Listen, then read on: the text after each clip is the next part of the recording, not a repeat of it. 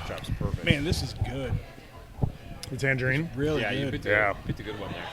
Yeah. That's really good. Seriously, if you like those sort of fruited New Englands, you got to try the brooded one. I've never heard of anybody brooding a fruited New England, and right fucking here. Boom. Save that for the show. That's You're good right, stuff. yeah. That's good stuff. Save the F-bombs for the show, please. Come on. Hey, pass me a beer.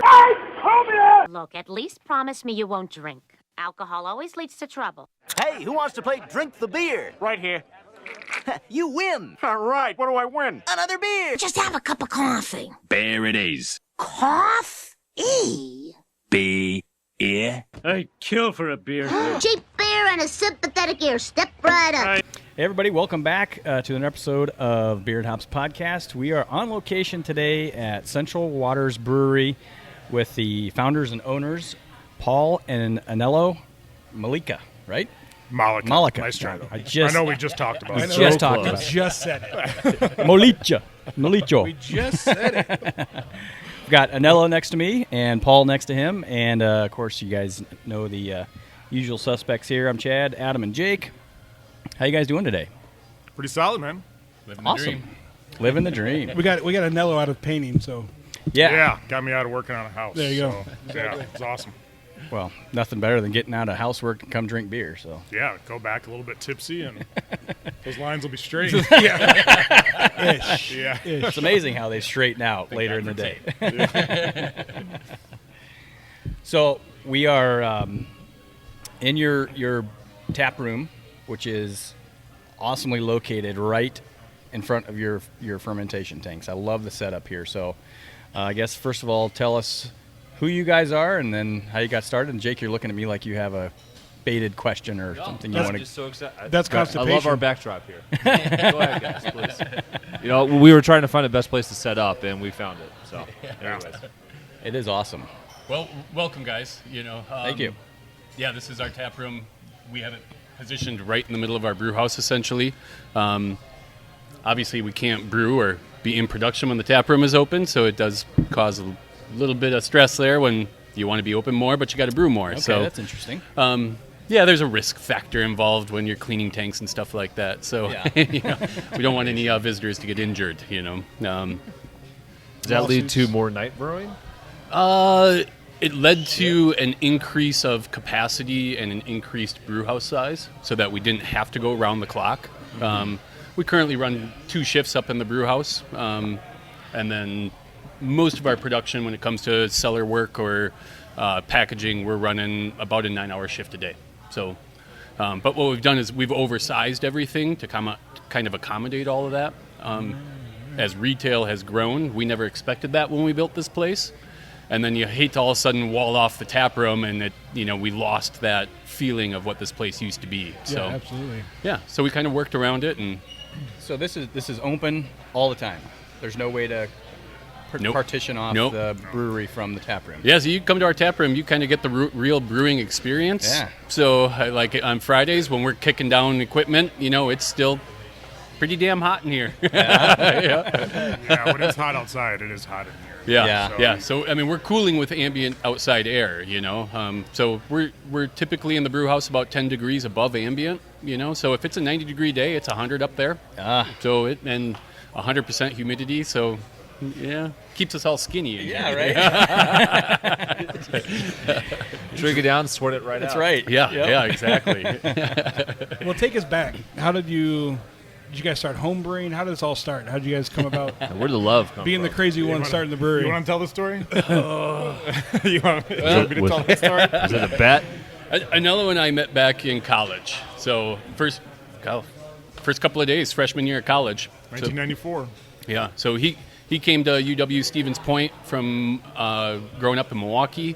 I came over from Rochester, Minnesota, and we met pretty quickly and pretty quickly started homebrewing, essentially. So realizing that, you can buy the ingredients and, I'd like to remind you, the young people out there, this was pre-internet. It was, man. There was no cell phones. Wait, there was never internet? What are you talking about? It's always been internet. What do you mean? I was just reading something about how you and I are like the last generation to grow up without internet, Yeah. Or Yeah.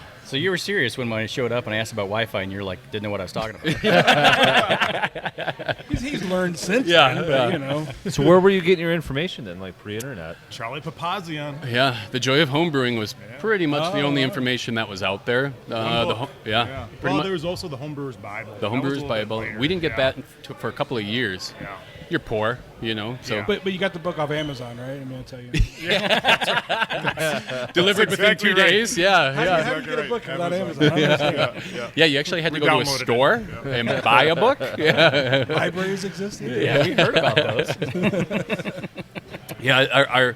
Our first batch of producing alcohol was actually an attempt at a homemade cider, which was essentially picking up a gallon of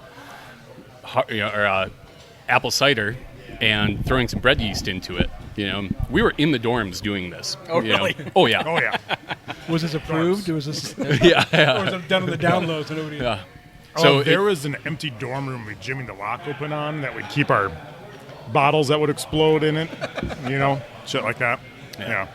Yeah, so the first batch that we did with this apple cider, a girl on the floor above us said, "Well, if it goes bad and you drink it, it'll make you blind." Which is funny now, but we believed that shit at the time. Oh, we were all scared to drink it. You test it. And again, no internet. What book do you find that says, "Oh yeah, if you drink this, you'll go blind," or you won't go blind? You find that where do you one- find this That information? one annoying guy on the dorm room floor and say, "Hey, try this for me." Yeah, That's different than what I was told would make me go blind when I was Right, there's growing something up. totally different. Oh, we had learned long before that. That was not true. I was going to say he tested that theory several Yeah, times, yeah. so it's Harry. his hands were really hairy, but his vision was great. I love how this show's gone downhill so fast. Oh yeah, that didn't take long at all. That's what happened. That's the longest we've made it. I think it's the longest we've made. New record. Before we go any further, since we're at a brewery and we're all drinking beer, what are we drinking? Adam, what do you got over there? Tangerine New England IPA. It's awesome. Sweet. Love it. I'm drinking the Kolsch. Is it Optimism Kolsch? Kolsch. Kolsch is one of my favorite styles, so this was an immediate go-to for me. I'm What do you drinking our summer seasonal Crew Drive, which, to my knowledge, is the only brooded Pilsner available on the market. And it's pretty fantastic. We've all had it. It is a delicious beer. I haven't seen another. Yeah, I haven't seen another one either. So yeah, you're right. I didn't say your last name earlier, Paul Graham. So that's the other gentleman we have sitting here. So what are you drinking, Paul? I'm drinking the Kolsch as well. It's Nice. a Sunday, a warm day, so it's a fantastic companion to a day like today. Absolutely.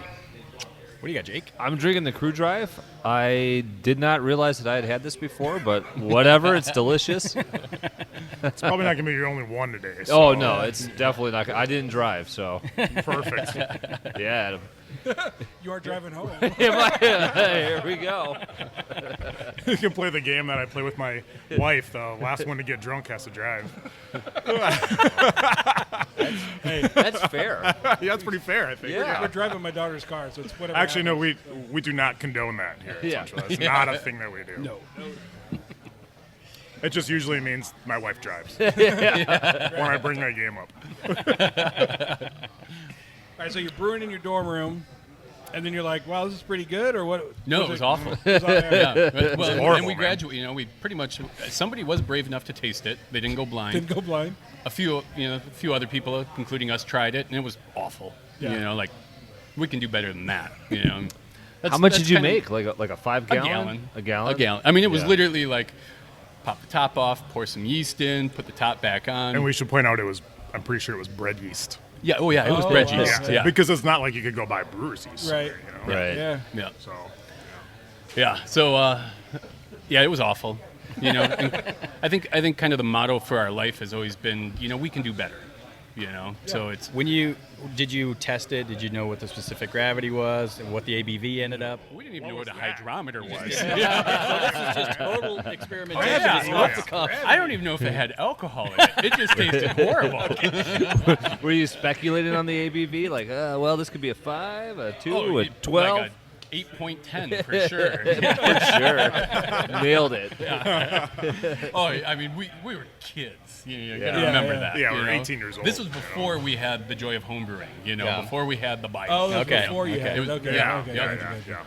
Yeah, so I think shortly after that, we had a friend who grew up in Stevens Point and didn't live in the dorms, and he said, well, I've brewed before, let's brew together, you know? So we went over to his place and did a batch over there. Yeah. It fermented it in a 5-gallon carboy. Sure. And didn't bother tasting it before we bottled it. I'm sure by that point it was so contaminated that it didn't matter.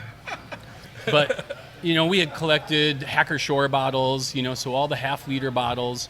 And as we're getting ready to bottle it, our buddy Sean was like, well, I think we put a heaping tablespoon of sugar into every bottle. Ooh. It was like, sure. So Every Holy bottle. shit. And just not even measuring it, just like just Yeah. dumping it into the bottles. Like You know? literally a paper funnel that we rolled Yeah. up, you know, like a piece of paper, you roll up into a funnel, a tablespoon, put, you know, heaping Yeah. tablespoon into every bottle. Oh my gosh. Needless to say, batch number 2 didn't turn out either. Those things hit the ceiling when they explode. I was gonna say. Oh yeah, yeah. I mean, yeah. Yeah, there was one party that we were at, and we kind of jokingly left some bottles because they still had the Hacker Shore labels, like around the basement, you know. And as the beer ran out, people would be like, "Oh, there's a Hacker Shore right there," you know. And you'd hear it when it opened. It was just boom. And so you turn and watch as the foam just went. Good times. Yeah, yeah. Good times. So you guys off to a great start. Oh, yeah. It was a solid start, man. It's exactly, you know. So yeah. that immediately turned into we should open a brewery. Exploding beers. Everybody wants exploding Is it wrong beers. of me to say that's not too far off from where we're at today? Tablespoon of sugar. So that's the secret around here. Oh, man. Tablespoon of sugar in every beer. Well, but you know, by the time we got done with college, though, we had a 4-tier gravity-fed system, 15 gallons. You know, I worked at the parks, had access to welding equipment and a good welder, so we had fabricated some awesome brewing equipment. In my garage. And, in his garage, and we were by the end of college, we were cranking off some great beers, and you know, in quite a large quantity, you know. Throwing house parties, charging cup fees. Yeah. Nice. Oh, really? Yeah, it was just our homebrews on tap. Wow. Out of a Yeah. fridge in the basement. 4 tappers $4 on the to fridge. get Everything in. was in corny kegs. It was, Totally illegal. So, Totally illegal. Statute of limitations is up on that shit.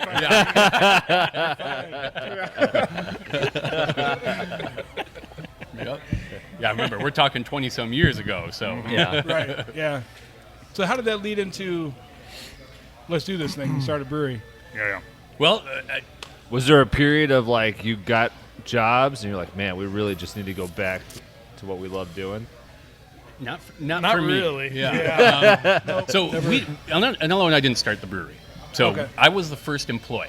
So Oh, okay. Yep. So that's what I read some, on there, some yeah. good buddies, Mike and Jerome, had actually started Central Waters in January of 1998. They hired me on in August, so 8 months after startup. Mike was a silent partner. He didn't work there. Jerome was basically doing everything himself. They called me because they had heard I graduated, had heard about our home brewing from a guy who was volunteering with them. Remember Josh? Yeah. Yep. Josh had been doing a lot of volunteering with them, and said, this guy just graduated. He's looking for a job, you know. And so they hired me on part-time. I had another full-time job that I was doing, and within 3 months, they told me to quit the other job and come work for a wonderful $6.50 an hour full-time, you know. So Anello started on shortly. It was I think shortly after that. I was in Alaska when all that went down. Yep. And I came back. You had bought a house. I needed a place to live, so you rented me a room in your house. And we're like, yeah, I can get you a job at this brewery that started up.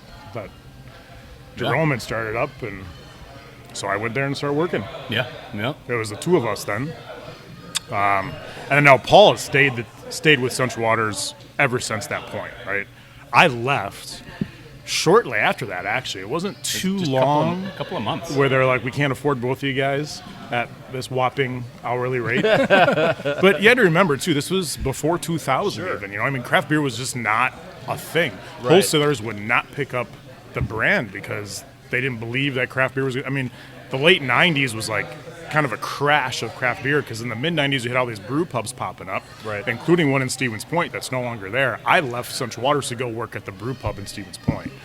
And then I worked for Point Brewery and then a brewery up north, and none of them really panned out to what I was looking for. So, well, this is partly telling some of Paul's story here, but then while I was gone, Paul bought the brewery from Mike and Jerome with another guy that was a friend of ours.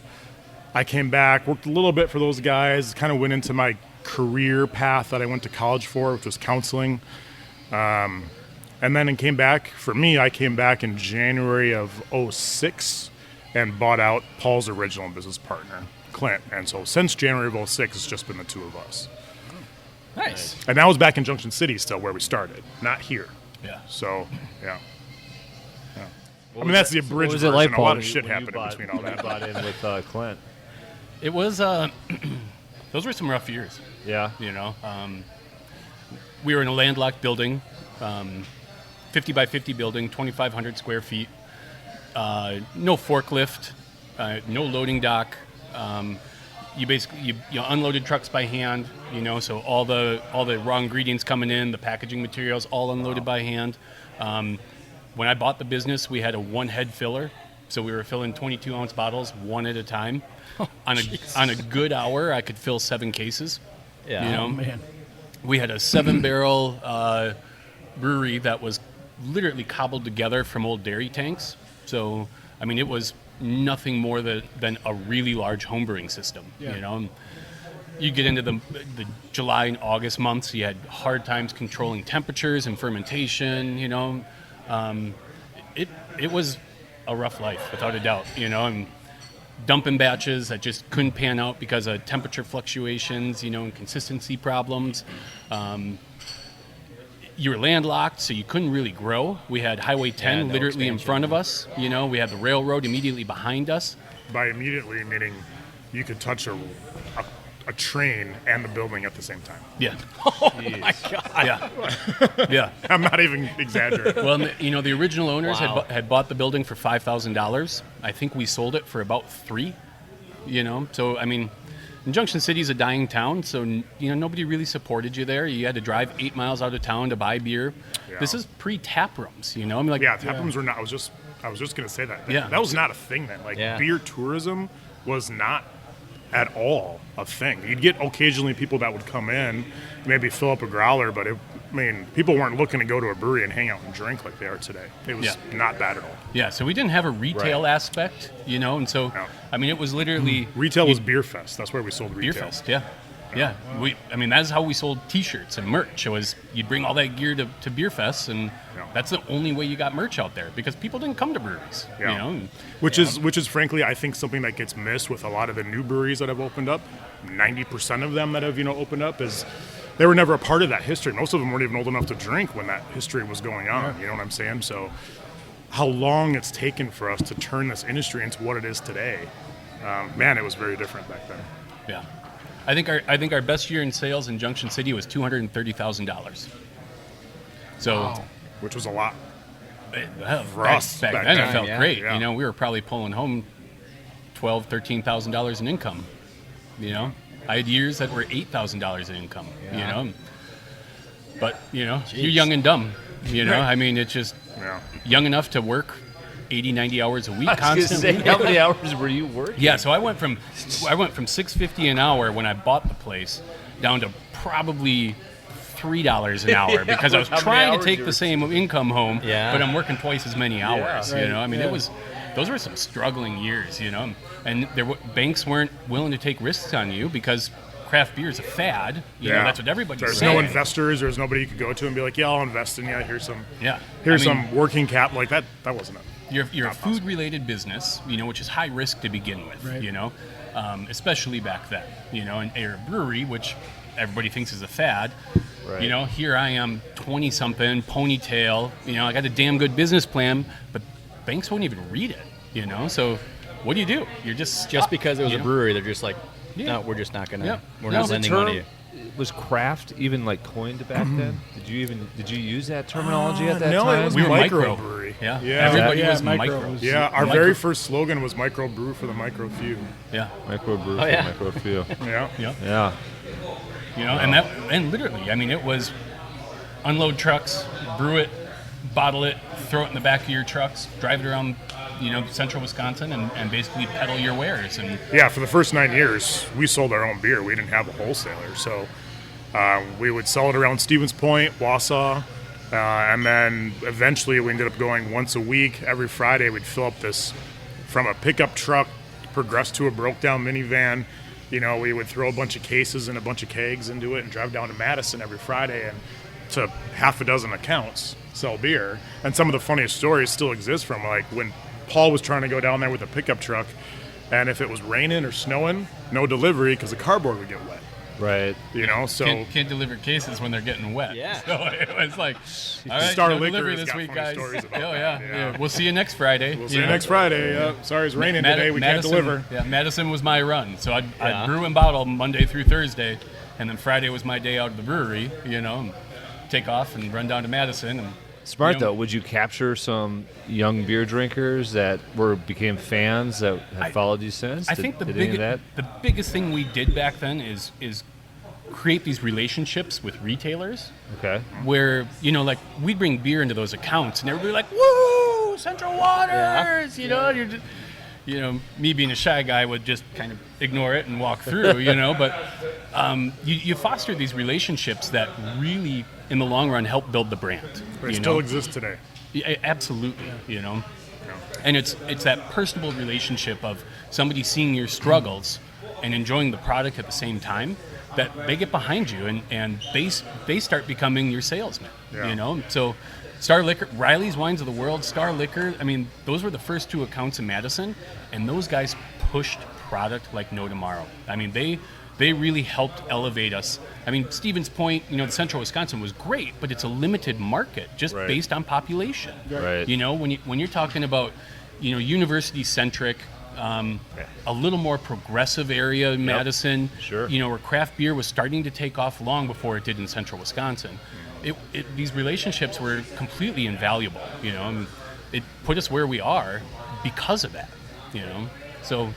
Yeah, we didn't start selling out of Central Wisconsin and Madison until 2008. Was the first year we started going to like Milwaukee and Appleton and places like that. So, and that was after we moved here. Yep. When we were in Junction, we did the once a week down to Madison and Central Wisconsin and Wausau. That was it. Yeah. So how much were you brewing back then? What's our biggest year? 750.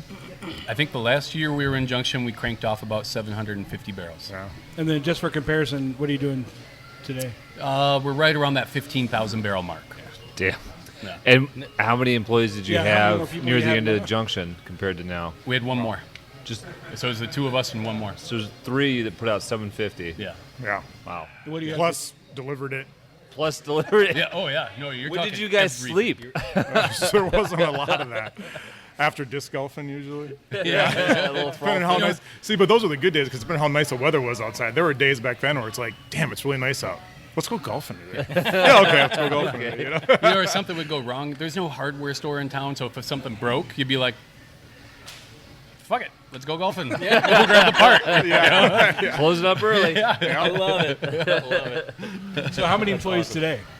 Right now we have 29 on payroll, so it's we got a Quite a difference. Yeah, much larger operation. Yeah, but we have an Yeah, incredible yeah. crew.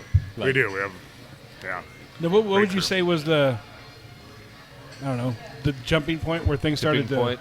turn around? It became, not as hard as it was with just 3 people doing this. Like, was there a certain tipping point in time where you're like, Oh, this is I good don't work. know. Or like I the- mean, I don't Yeah. know if there was like one moment that I could pick out. I mean, moving here was huge. Yeah. That was probably the biggest change in the history of this business that took Central Waters up, was moving to Amherst and building a larger facility that we can make more product out of. Got into more people's hands. The brand got more popular. We won some pretty key medals back then that brought the brand up a little bit. Our first one, truly our first medal was back in '99, and that was at the World Beer Cup. Our barley wine won a bronze, right? Was it silver? Bronze. And then in 2006, Burn Barrel Cherry Stout won a gold at the Great American Beer Festival. And I'd say, like, in terms of when things really got crazy for a hype level was probably, it probably happened before the World Beer Cup gold, but that's where in my mind, things clicked. You know, things change a little bit when our 16th anniversary beer won a gold at the World Beer Cup. There was already hype going on when our 14th won a gold at the GABF, and then when 16 took gold at the World Beer Cup, that's when shit went bananas for those parties, man. Yeah. You know? For the anniversary parties? Yeah. Just absolutely went crazy. And still is today. Yeah. So, before we talk about this facility and being in Amherst, I'm looking at a map here of where Junction City is. It's west of the other northwest side of Stevens Point. Yeah. And it is, I guess, sort of centrally located around some bodies of water. But is that where the name came from? Because it's kind of this surrounded by this backward C shape of waters. Yep, Okay. exactly, That's right, and that's why the heron has always been an integral part of our design work. Yeah. Okay. You know? So, Cool. Yeah. Yeah, we are in a migratory throughway for the great blue heron. So, you know, if you're looking at a map here, and you can see the bodies of water, what you're really looking at is the Wisconsin River, and that's the throughway. That's It does flow. Yeah. Yep. From Yep. There's just dams that make it turn it into lakes. You know, backwaters and lakes. that was. I've always wondered that because the location where you're at now, here in Amherst, is not really surrounded by a bunch of water. So, but that makes Well, the sense. Tomorrow River is right down We the do road. have a Class A trout stream running Class right A behind trout there, stream not right too down far there, from the yeah, brewery. exactly. Quarter of a mile away, but no, we're not anymore. You know, and especially out in Junction City, there was what's the wetland out there? The big marsh. Oh, the marsh. I can't even remember. The Dewey? Yeah, Dewey Marsh. Yeah. So you know, it was part of the Central Waters was first coined as a competing homebrew club. So Mike and Jerome, who both lived out by Junction City, was kind of ribbing the Point Homebrew Club. We're going to start our own homebrew club out in the Junction City area and call it Central Waters. You know, and then it started as a few homebrews and then eventually made it into a brewery. So they were. So when there was enough, I guess, was there enough brand recognition with the name Central Waters when you made the move to Amherst, or when you bought it? Was there ever any discussion of changing the name? No. It's just always been No. Nope. Central Waters. When I bought it, you know, and the company was barely 3 years old, was there a lot of brand recognition? No. Yeah. You know, but I was already, you know, after being involved for 2.5 years, I had my nose to the grindstone. I was already so focused on trying to improve on what we were doing that the whole branding, artwork type stuff had no play into what I was doing, you know. And back then, you got to remember, there wasn't 1,000 SKUs at your big liquor stores. Right. You know, I mean, there wasn't many at all. And so for a lot of years, Anello actually had to talk me into rebranding back in 2013, something like that. Yeah. You know, but Rebranding our packaging, labels were yeah. junk. I mean, Yeah. they were all over the board. It was basically like, hey, we're coming out with this new beer. We don't have any money. Who can help design a label for us? You know, so there was no brand consistency. No, It we were was- going to different friends to create labels, and you have to remember, our first when we first went into a 12-ounce six-pack bottle, that was huge for us, right? Yeah. But we couldn't afford to pay for the Printing plates design, and the design printing work, plates. So yeah. we had a cardboard box, a generic craft cardboard box that closed on the top. And we labeled every bottle by hand. We get a roll of stickers. Really? And every single bottle, we would spend 2 days a week back in Junction just labeling bottles. You know, so you would just sit there all day long, and you would And just you could tell label as they bottles. drank more throughout the day. Yeah. that- Every now and then you throw an crooked. upside down one on there. Upside down ones just for Totally. the fun of it. What does this And mean? then, and then the bottle. Golden label, ticket. the label on the actual six-pack was just the label that was on the bottle. We throw another sticker on the side of the six-pack. They were wider than the short side of the six-pack, so there was always a little flap, you know, hanging off the side. And that was our six-pack on the shelf. So you'd go into like a liquor store, and you know, back then, you know, the brands you'd see was, you'd have Pete's Wicked Ale, you'd have Summit, you'd have Sierra, and then a brown cardboard box with a sticker. You know? That's the one right there. You know, and so And that now was- today, I mean, there weren't people with mobile canning lines driving around to throw your shit into a package for you. Yeah. That's like that was all before all that stuff. So you had to figure out what you could do with however much you could afford. You know, and that Do was you it. dedicate a position here to branding, or do you work with? We probably should, huh? Our head brewer, his wife is a graphic designer, so she does all of our graphic design work for us. Yeah. Okay. Yep. So she works from home and then basically freelances for us during the evening. Yep. So So all of the labels you've seen coming out in the last, number of years have all been her. yeah. So what you're talking about predates me. Chad turned me on, I don't know, a couple of years ago. So I'm used to. I know Central Waters when I see it, especially anything that's like barrel aged, which is, my favorite. Yeah. Yeah. Should we jump into the barrel age program? Do you You want want to go into that right away? Is that where you want? That's fine by me. Well, It's your show. we've got plenty of time. As long as you guys have time, we've got a bunch of subjects here. So Well, we've got at least two main subjects. yeah. But Well, then, I've asked this question to other longtime brewers, and it's always interesting to hear what. So, from where you started to now, what's the thing that you would say has been you've seen the biggest change within industry that has either surprised you or, you weren't expecting? You just want one thing? You can as many as you Go want. ahead, give us- I mean, however many you it's want. your time too. We're here to learn. The thing that's most fresh in my mind was something I was showing Paul in the office before you guys showed up. A brewery doing frozen beer slushy pouches to go. Really? Yeah. I've seen this in the wine industry. Yeah. Yeah. Like They're frozen, doing it like, beer like now? Same thing, freezing but it, beer put it now, into yeah. a plastic pouch and Yeah. selling it to go from a brewery frozen beer in a pouch with a straw. That's awesome. Like a beer No chill. kids, that one's not for you. That's Dad. That was totally. Don't mind me and my Slurpee. We're fine. Don't worry. Yeah. Yeah. Wow. I never thought I'd see shit like that. Yeah. Wow. But Yeah, that's I'm at the point. Nothing's. I think It's hard to be surprised. the last Yeah. 5 years have been so surprising that whatever comes out these days, you're just like, everybody's just throwing shit at the wall Pretty and trying much. to see what That's what it sticks. feels like. You That's know, That's what it like feels like. yeah. Absolutely. and some things work, some things don't. Like I was out at another brewery about a week ago, and I was drinking a beer that had cake batter in it, and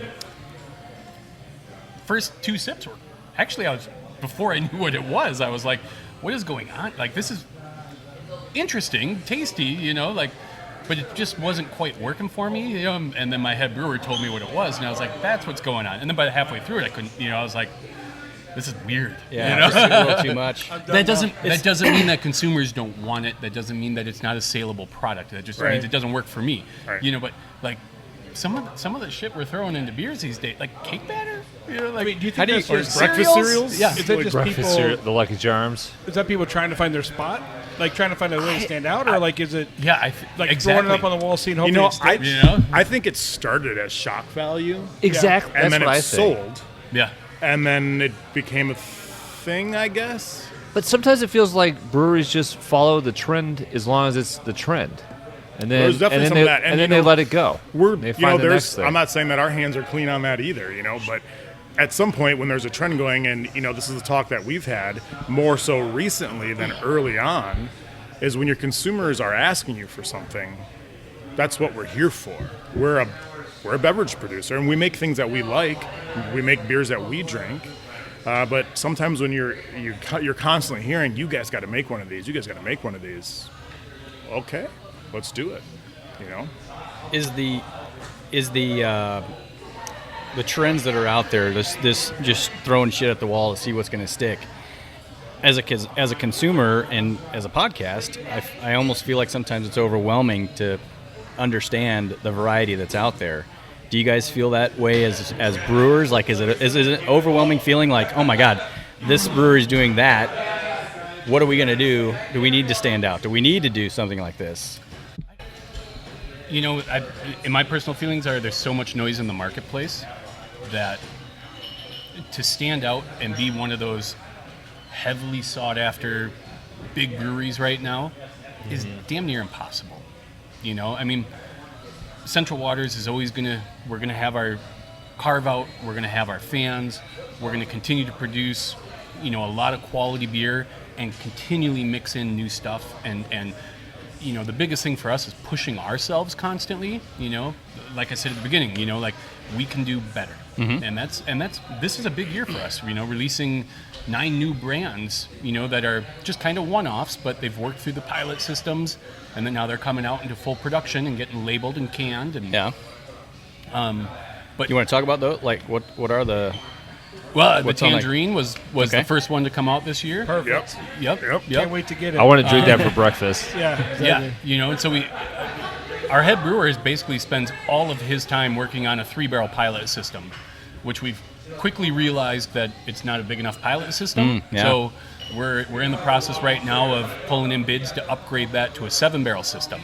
So our pilot system is going to be the same size as most breweries' brew houses. Same size as our very first brew house. Same size as our I was first gonna brew say, house. it's the same size as what you started with. Yeah. But when you're cranking off 3-barrel batches, you're selling through them so fast in the tap room. So let's make sure this is worth our while. And when you're piloting things, it's not that things are bad.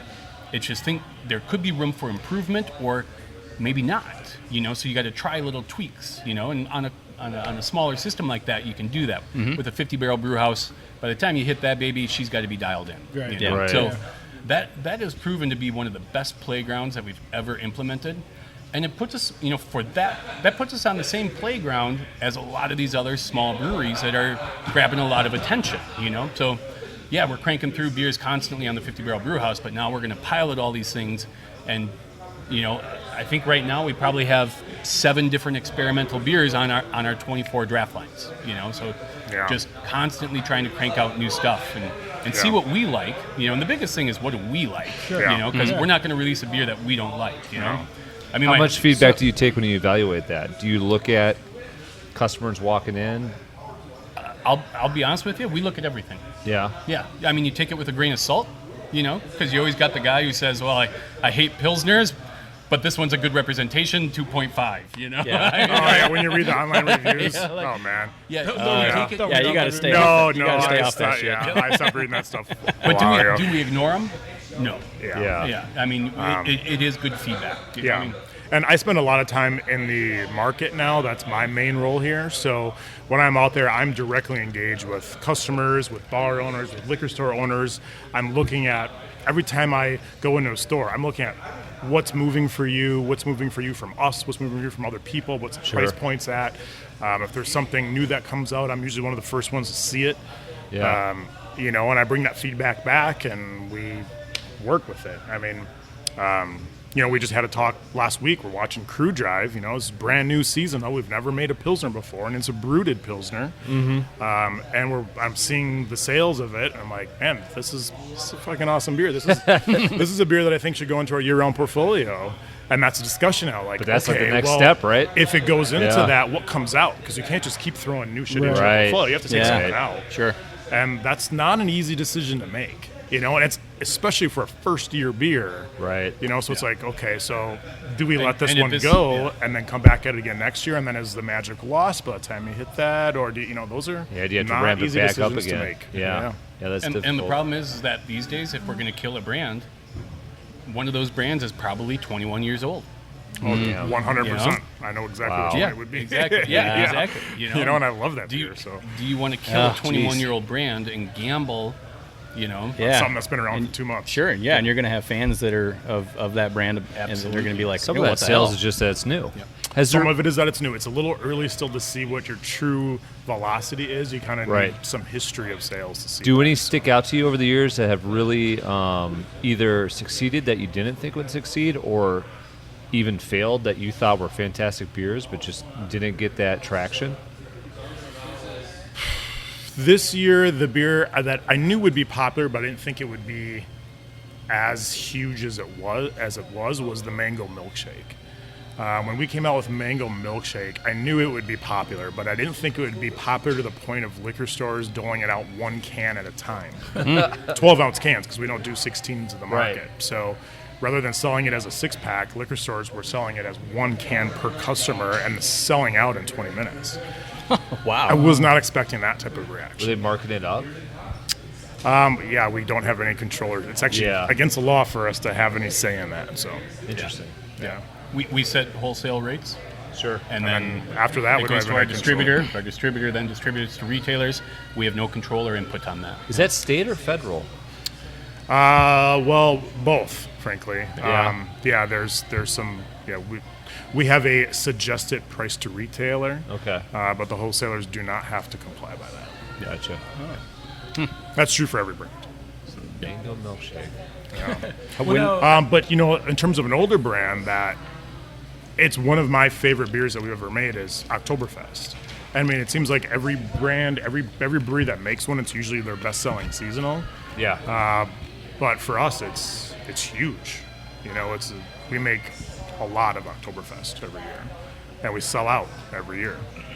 So that's one example of an older brand that I knew would always stick around, but I didn't think it would grow to the level it's at now. And in the same respect, you have brands that die.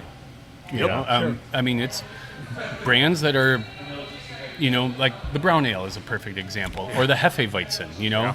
Like Whitewater Hefeweizen was our true German Hefe. That we started brewing. It was released right when I started, so it would have been mid '98, and that beer was fantastic. Sold really well. But as craft beer developed, Hefeweizens just started to Nobody tank. wants a Weizen. Yeah. Like if you put out a Weizen or, to his point, a brown ale. Yeah. I love the brown ale. We call it Junktown Brown because we're in Junction City. And it's a great name. Awesome. It is a great name. Nutty and malty, and what a great beer that was. But now, it's like it would be like pulling teeth trying to sell a brown ale right now. Oh yeah, nobody would want it. There's no panache to a brown ale. It's just it's just an old standard now. Yeah. Well, and I feel like we might be coming back to some of it, like the Kolsch. Like 5 years ago, you wouldn't be able to sell Kolsch. Now I think we're starting to come back a little bit on some of that stuff, but at the same time, someone's going to put, I don't know, fucking Fruity Pebbles in a Kolsch. Fruity Kolsch. Don't say we're never going to do something. Otherwise, I'm going to come back on Monday. I know. Time to start piloting. I'm going to see a Captain Crunch beer from Central Waters. You would Crunch love Kolsch. I think something to understand though. Captain Crunch is his favorite cereal, so if it happens, we would drive here on a Monday. I'll get it. Something to understand, I think, too, though, is that when us older breweries, that are 2-3 decades old, when we all started, the traditional brewing heritage for craft breweries was really coming from Europe. Yep, sure. And a lot of people that would tend to lean towards newer craft beer that was coming about. You heard it all the time. When I was stationed in Europe, when I was stationed in Germany, these are the beers we drank. And so that was what really you were able to launch your beers based on people who had been stationed in Germany and talked about these stories. I mean, we chased European breweries for years to begin with because that's what craft beer was. As America or the United States took off with craft brew, it's become something totally different. We've seen a reverse in trends where Europe is now chasing the U.S. like crazy. Exactly. Yep. That's true. I was at a beer fest in Belgium in late November, and I couldn't believe how many hazy IPAs were being brewed and how many barrel-aged stouts were being brewed. It was just like, you got to be kidding me. And your traditional, our booth was surrounded on either side by traditional sour brewers. They were dead. Really? Like, no line at all. Wow. When we went to tap Black Gold, the line was so big, the brewer next to us said, "What the hell are you guys tapping?"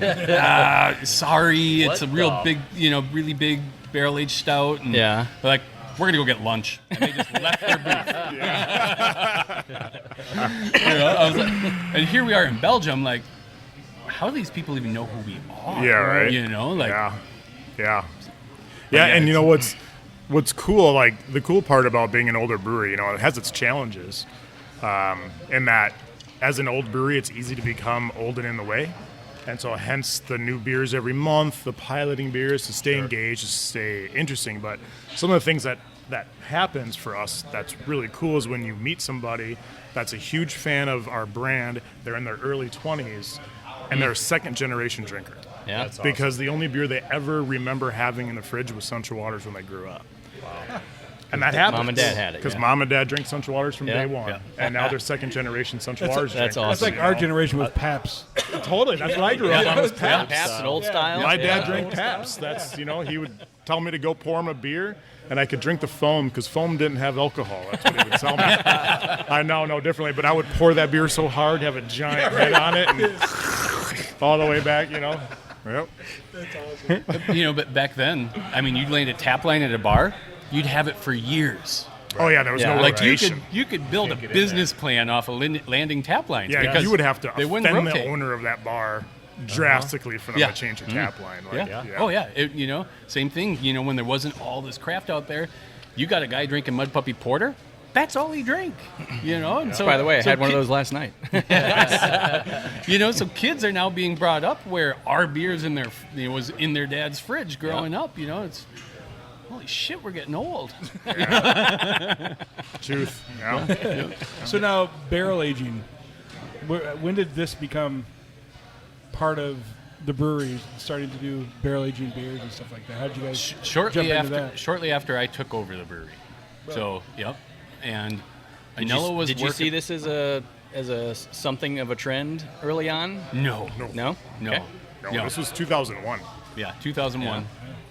And remember pre-internet, so it's not like we could look at how to barrel age a beer or AOL, You didn't getting even- like a picture yeah. coming down. Yeah, exactly. I mean, we know now like Check it in 20 minutes. we know now like Goose Island was was barrel aging already. Yeah. Sure. But at that time we'd never heard of Goose Island or knew that they were barrel aging. So And Founders was too, but again, we didn't know of them. yeah. Well, what was the muse then for you? Why did you feel the desire to get into it? Do you remember? I remember. Oh yeah. We went. You can't say the name of the brewery because that No. shit was illegal.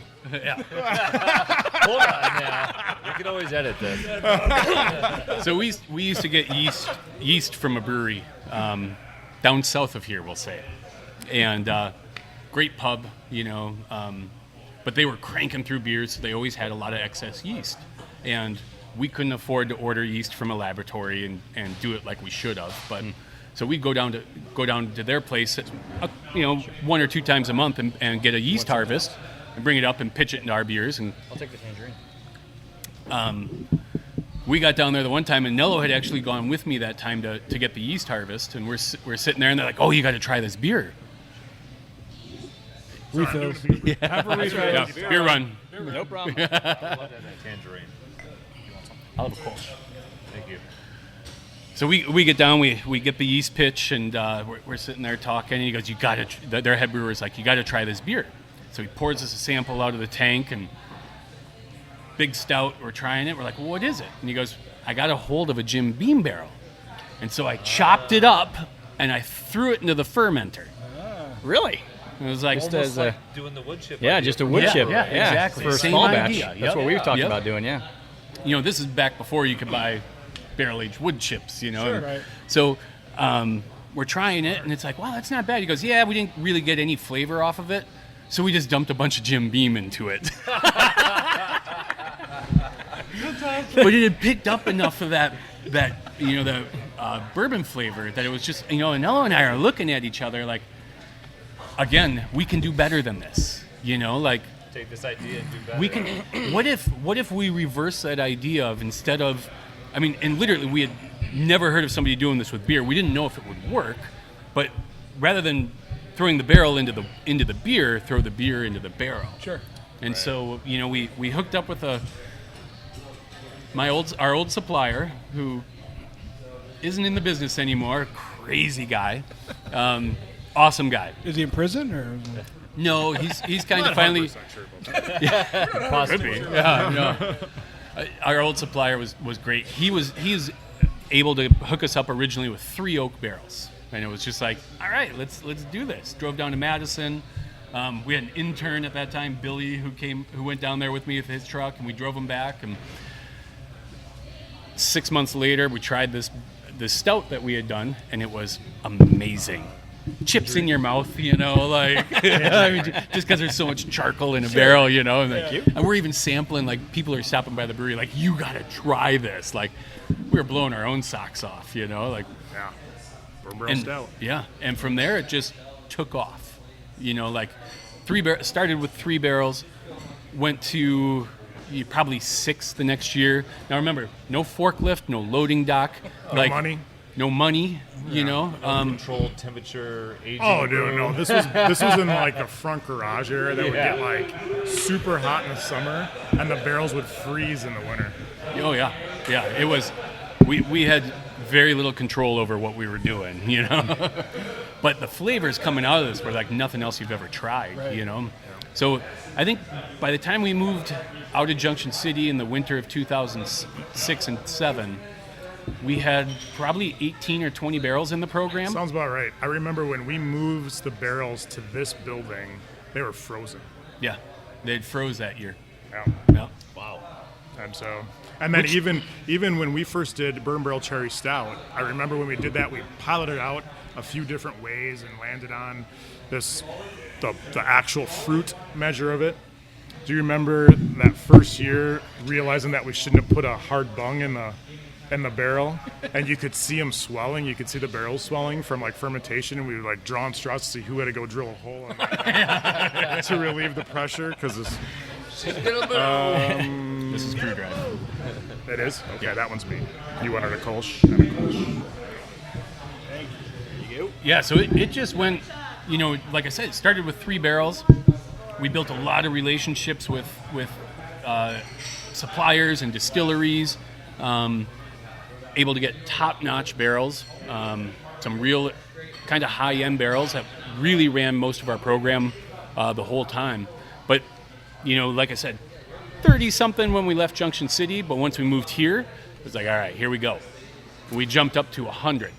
Yeah. I think 100 or 120 within the first year and a half, which was just big enough to lose a barrel here and there, where we brewed this much bourbon stout. Well, this year we're going to try bourbon barley wine. Mm-hmm. Sure. Okay, but we got a half rack, so we put one bourbon stout on it, and 6 months later you put a bourbon barley wine on it. And, software was QuickBooks back then, so there was no inventory, and if the TTB is listening, we were keeping physical inventory. Yes, physical inventory all the time. Statute of limitations, please. Right? 3 years ago. Yeah. But yeah, we'd lost a barrel. So up until that point, we were doing all 6-month aging. So we were getting these great flavors off these barrels with 6 months of aging. And when we got big enough, we lost one of those barrels, and when we went to pull all the bourbon barley wine out to package it up, there was now a year-old bourbon barrel stout on that rack. And we tried it, and it was just like, so much better. Yeah. This is a totally different product. Yeah, and so immediately our entire program changed. We said everything goes to 1 year minimum. Okay. Yep. Oh, wow. Yep. So and that's really when how it happened. Literally one got left behind. You one tried it, lost you're like, barrel. Damn, this is better. Well, you got to remember back then though we were so cash strapped and so poor that you couldn't. that You need to sell it all. tying up that cash for another 6 Sure. months is like a financial struggle. Absolutely. Even now, like the years that we've added on to the barrel aging facility, trying to cash flow that is almost impossible. Yeah. I mean, because you got a lot of money, you got to pay for those barrels and all the ingredients and the racks and all that up front, and then some of those you don't see. Some of those aren't turning cash for you for 3 years of aging. Yeah. Right. So now you're taking all the money you have and tying it up in a program that you won't see money back out of. Compared to a stainless steel fermenter where, okay, we buy this $40,000 fermenter. Well, you're turning beer out of it every 2 weeks. Right. So now you're making money a lot faster. So it was really kind of redesigning or cash flowing a different style of business. More like a winemaker than a brewery. Right. And the scariest part about it, though, is I think, if we're talking, okay, I'm going to age something for 3 years. Think about the trends in beer were 3 years ago. Oh, yeah. Yeah, exactly. And so you're tying your cash and your efforts up into a product that May not be popular when may not be popular when it comes out. You know what I mean? Yeah. And so, that's a hard part.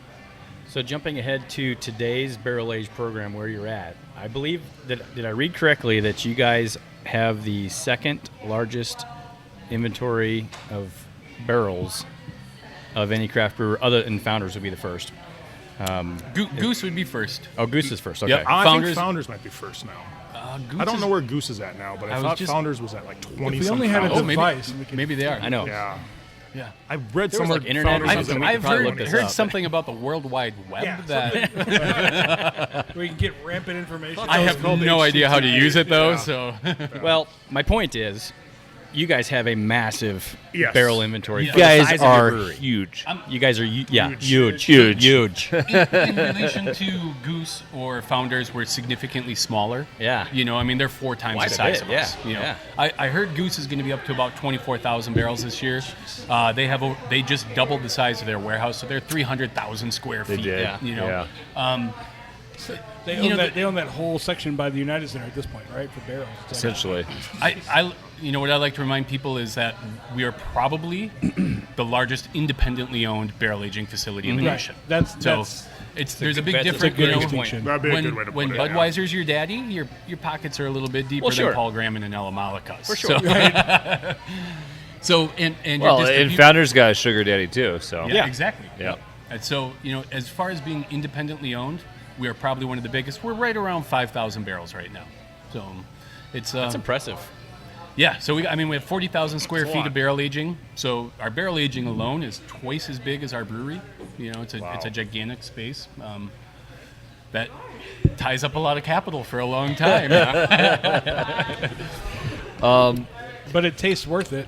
I mean, they're delicious. Yeah. Oh yeah. You know, and they're Every one of the they're barrel always- aged beers out of the Well, you and, guys is amazing. you know, the tough part about the barrel aging program, especially, you know, going back to Anello and talking about trends and developing new styles, is some of these beers to take from concept or idea to actual full-blown market release can take 5 years. Yeah. You know, so you can start working on a beer right now that we're going to pilot, age, tweak, brew again, age again, maybe tweak again, you know. I mean, so Now, do you pilot the barrel aging at all? Like, give a smaller. that's why we want a 7-barrel. What do you Yeah. Yeah. Do you barrel age them? Have smaller barrels that you can barrel age something for? You know, A smaller as a barrel batch, changes or- the aging time and the characteristic of the Yeah, beer. we though. really So- don't use anything but 53-gallon. Yeah. Has it become difficult or more expensive to acquire the barrels that you want to use? Has that now become that more it's gotten so competitive? much more popular. Well, you're better at We that hit answer. we hit a rough spot for a little while, just like everybody did. Yeah. But about a year and a half time period where barrels were really tight. If I had to guess what was going on, this was back in the days when craft or high-end bourbon was really taking off, and distillers hadn't planned on that growth. You know, because they have an equation that they've used for decades and decades of we're going to see this kind of growth, and so with a 12-year-old, we're going to plan on this kind of growth year after year after year. Well, you go from, you know, we're planning on 8% growth on this style at 12 years old to all of a sudden we need a shit ton more. What do? You keep more bourbon in the barrels longer. Right. So now there's a shortage. Yeah. And bourbon distillers just supply everybody, not just craft beer. Right. So all the rum, brandy, whiskey, scotch. I mean, basically any barrel aged spirit is now is out of an ex-bourbon barrel. You know, so Have it you wasn't just a done a shortage for us. partnership where you specifically marketed that partnership with the beer? most of those big boys aren't interested. Yeah. Yep. Yeah, we've Yep. entertained it a couple times over the years, but nothing's ever fully developed out. And it's never really come Yeah, up that we way. had some meetings with Brown Foreman a while back, which is Jim Beam, Yeah.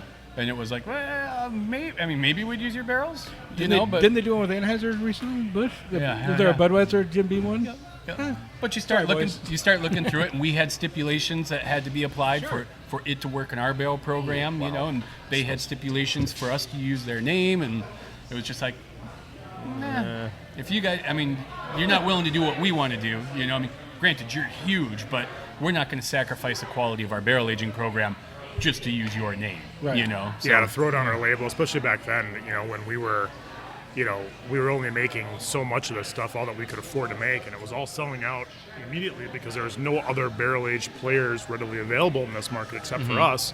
They're like, yeah, you're going to put our label on your label. It's like, no offense, but I don't need that. Yeah, right, exactly. I mean, That's only helping you. That's not doing anything for me. Yeah. And the only reason we were entertaining that idea back then was because of the shortage in barrels. And it was, well, maybe this is our line. So If these guys are willing to partnership's bend all what we they need, do and not rinse barrels and not, like get them to us fresh, wet, and unrinsed, maybe we could make this work, And they have some select series as well that aren't mass produced. What can we get our hands on that? The relationship just didn't pan out. So, but that was really why we were entertaining the idea, was the inability to get barrels. What about this question? I'm asking. I have no idea where this question is going to go because I don't have any idea how it works. But local craft distilleries have like some sort of like Wisconsin specific bourbon barrel aged program with Absolutely. a Milwaukee craft distiller or Yep. Hatch Hatch is too new to have bourbon, but They would be ready, but yeah. But I mean- but that kind of idea, a Yeah. craft distillery, Wisconsin craft distillery. yeah, has that gone around Maybe a the block? small batch. Exactly. Yeah. And that's Maybe you that's just kind put of on us tap trying to here. shift gears Yeah. a little bit too. Is Might not bottle for it. us it's like, well, we only buy barrels by the truckload, Right. so 288 a crack, and, Right. and now you got these 6 15-gallon barrels you want to sell me, like how, Right. how do I even fill these? Yeah. Like, Yeah. So there's So it just wouldn't work really on a scale. Yeah. But, yeah, we've had you know, some talks with some of the ones Yep. in state. We've worked Yeah. with Great Northern Distilling out of Plover. Yep. We got some stuff piloting in their stuff right now, Yeah. But for us, it's tough because of the hype that has come behind some of this brand. Like, what do you do with 45 gallons of beer and not piss everybody off? Right. There's no way to distribute. How do you do? You can't distribute 45 gallons of beer. You can't do a brewery release because nobody's going to get tickets, and Right. the 36 people who do, every other thousand, couple Yeah, just thousand gonna have a people bunch are of just going to be pissed off people. angry. All the other at you, fans are just like, pissed. so it's Yeah. kind of a catch-22, like so. Yeah, So we'll you pretty throw much it on have tap. to deal with the big boys in the distilling world. I think for now, it should. We're playing around with it. We got a barley wine that's aging in brandy barrels from Great Northern. That'll be coming out pretty quick. But it's just gonna. How it's- quick? Yeah, Can we get it's some just today? I can wait. it's just gonna go on draft here in the tap room. Though. Okay. So I can wait. If you're Yeah. coming to visit, it'll be on draft. Yeah. So, but yeah, it's tough. Like, how do you keep? Well, you can't keep everybody happy, but how do you try to? Yeah. And 45 gallons of beer or 3 little oak barrels, you can't keep people happy with that. I'm a huge barrel aged fan. I mean, that's like my sweet spot. I see His session people, beers start at about 13%. Yeah. Listen, I'm all for a good sessionable beer. I get it. I do. But I see people talk about NA beer. I see people talk about, well, we've all got to put out our own, low ABV beer that people are going to drink. Yeah. People are going to drink every night. Do you guys, talking to experts, like, where is the future of barrel aged? Do you worry? Is it just going to be something that puts, like, a brewery's name on the map and it's a yearly event, but the actual purchasing it year round is going to decrease? I feel like you're asking this question out of fear. I am. I'm scared. He's scared. You know what would be an interesting metric to see? And I don't know if I've ever seen it, but would be overall consumption of barrel-aged beer. Has it increased or decreased, across the industry? I don't think it has decreased. I think it's no doubt it is harder to sell a barrel-aged beer now than it was 3 years ago. Really? 2 years ago. And I think part of that is just because there's more players in the market. And so people have more choices. And now you also have the advent of 4 packs of 16-ounce Captain Crunch Kolsch's that are $20. Yeah. And a beer consumer is only going to spend $20 on 4 cans or bottles of beer so many times, like budgetarily wise, right? So It's true. you have a guy going like, normally I'd buy one of those barrel-aged beers, but I want to get that 4-pack New England IPA at the same price, so I'm going to spend my $20 on that. And then you also just have more choices. So for the individual brewer that's making barrel-aged beers, you might have 5 years ago that customer bought a case of your barrel-aged beer. Now they're buying 1 4-pack because they're buying 6 or 5 other 4-packs from 5 other brewers. And so the scale of that and the economies of that make it a little bit difficult for brewers to budget and plan and figure out how much to make. So there's challenges in the market for barrel-aged beer, yes. Is it going to go away? No, I don't think it's going away. That's what he was looking for. It's just a lot more challenging now than it was. Guys. Yeah, it's a lot more challenging than it was. Well, that's a great point. I mean, choice. And I'm definitely the person that's guilty of. I want to always try something I haven't had before, but I still have a finite budget. Yeah, absolutely. So I definitely that. Now that being said, there are brands that are my favorites, and anytime I see them, I'm going to get them. Yep. And Central Waters would be one. Well, So- and Thank you. I think it's like Anello Thank said, you. though. The guys who 5 years ago would buy 8 cases of bourbon barrel stout, Right. and that's what they Last drank them all for year the year. long. Yeah. That's all I drink, and I drink it all year long. They don't exist anymore. Yeah. Also, so you can buy barrel-aged beer year-round from anybody these days, right? Yeah. And back then, we released Right. bourbon barrel stout one time a year, and it was like, shit, I got to buy enough to last me until next November. Right. And that's what people did, and now that's just not necessary. Yeah. Because there's other people making, other ones, and that's the biggest difference between a craft beer drinker and a domestic beer drinker to me, is that domestic beer drinkers tend to be pretty brand loyal. Even bars are very brand loyal. You'll go into a bar that's a Miller bar or a Bud bar, and they don't carry the other product, and the same goes true for those drinkers. In craft, that level of brand loyalty just does not exist. You might have some style loyal people, but within that style, they're going to try everybody's. Yeah. And everybody's got their own ranking of breweries. Like this is my favorite. But that doesn't mean that they're not trying everybody else that has a new hot item on the market. Yeah. But see, I get snobby when I shop. If I go into a Don't we know bar it? So- or We created this monster. I know. by the Yeah, way. but we're all beer store. But you have to understand something. We are all 5 of us. We're older. Yeah. We're not the new generation of drinkers. Right. Yeah. Like, I totally agree. it's the new generation of drinkers that are forcing this trend on the Sure. entire industry. So let's talk about the new generation of drinker, because we've been hearing a lot about this new generation of drinker, and he's going to get upset. Let him cry in the corner. Ignore him like you do a toddler. It's fine. We keep hearing NA beers, low ABV. Yeah. Health focused beers. I didn't say this earlier because it's not why we made it, but Crew Drive, 130 calories and 2 grams of carbs per can. Had we known that shit before we made the label, I would have put it right on the label. Oh yeah, I mean Dogfish. That's what the new Dogfish Head. Dogfish does. The right on Dogfish the Head top. has the calories and carbs all over the label, and it got my wife. That's why she bought it. She saw the absolutely. carbs and calories. Yeah. I'll tell you this: half of our staff switched over to drinking Crew Drive all the time. Yeah. Because of that. Really? Because a lot of us are health conscious. We're getting it's older, like, and we're getting older. starting to watch some Metabolism. of that stuff. I'm going the other way. Metabolism Spoil slowing down, right? Whatever, So what do you? fuck it. Going downhill. How do you see that trend? Well, You'll okay, you so see this that is- trend getting bigger, or do you think it's gonna? I do see that trend getting bigger. Okay. So, I don't know how much weight you put behind like what you see on the current stats, and but I think they're calling the new generation Z, right? Generation Z is Yeah. the ones that I are get like coming confused. I to don't know drinking too. age right now. It is the lowest percentage of people that are consuming ethanol since they've been tracking that. So there's a lot more people looking for NA and low ABV beers. We were at the Craft Brewers Conference out in Denver a couple months back, or a month back, whatever that was, and I attended a seminar where they were talking about how AB has stated they intend by like 2022 to have like 30% of their entire portfolio be low ABV or NA, and it's currently at 10. Wow. So tripling the amount of lower alcohol and non-alcoholic beverages in a short amount of time to cater to the new generation of drinkers that are looking for more health-focused products, low ABV products, and NA products. So now, take that back full circle to a brewery that's been around for 21 years. What would you do? Do you ignore that? or do you play Probably it? not. You can't.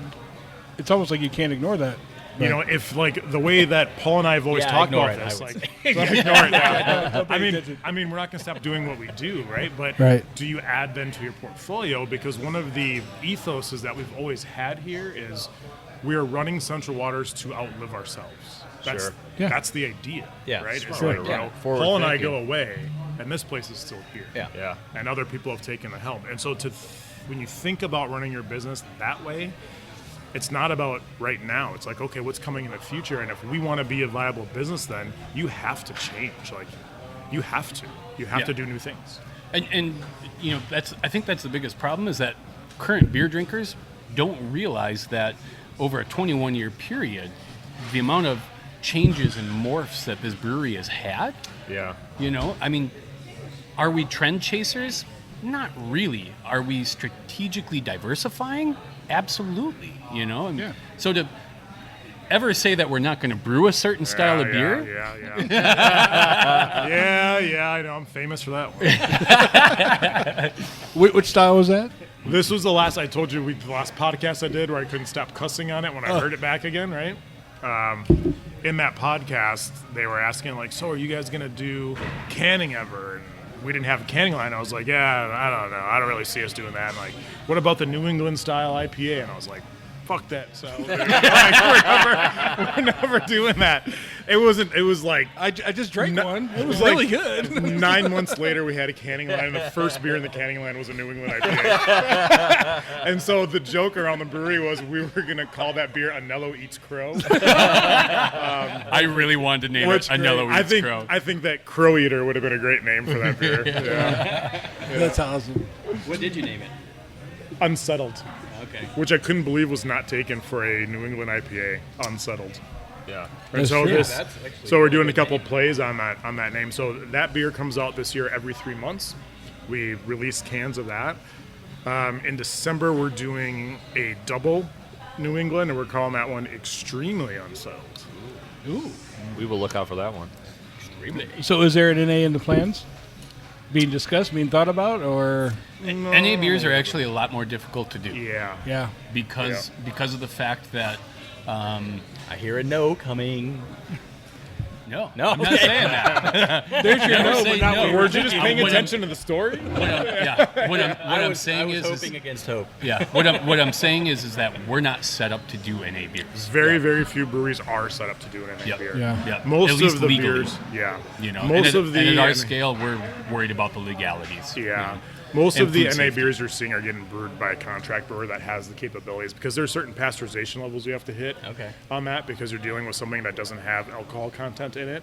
And so now you essentially have a canned food product or a bottled food product that can You're be concerned about pathogens. like serious pathogens, ones that could kill people. Yeah. So So, yeah, yeah. exactly. You know, things that we don't have to worry about in the brewing industry. Well, now you're producing something that you do have to worry about. Right. You know, so now you're a true food manufacturer that has to look at other ways of sterilization and yep. Yep. Alcohol and CO2 are a great thing when it comes to pathogens. Yep. Yeah. So, but like Paul said, never say never. Yeah. You know. Yeah. But Who knows? certainly, you know, I mean, when you start looking at, you know, when we're doing like R&D stuff, I mean, there's going to be products coming out in the future from Central Waters that people will go, no shit, really?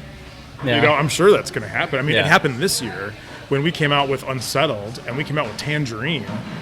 We heard from like other brewers, like the newer brewers that were like, what the fuck, man? That's what we're doing. Like, Yeah. you're a 21-year-old brewery. What are you doing? Yeah. What we're are you doing doing? stepping into our market? Yeah. It's like It's we like, Well, they actually fun feel too. like they have Hey, a part man. of the market because they're new and trendy. I think they're just surprised to see a People brewery were- of this scale. Yeah, people were surprised to Okay. see us jump into that realm because we were kind of viewed, and that's what I was saying. Like we were viewed as like, okay, you're a 2-decade-old brewery, you don't do shit like that.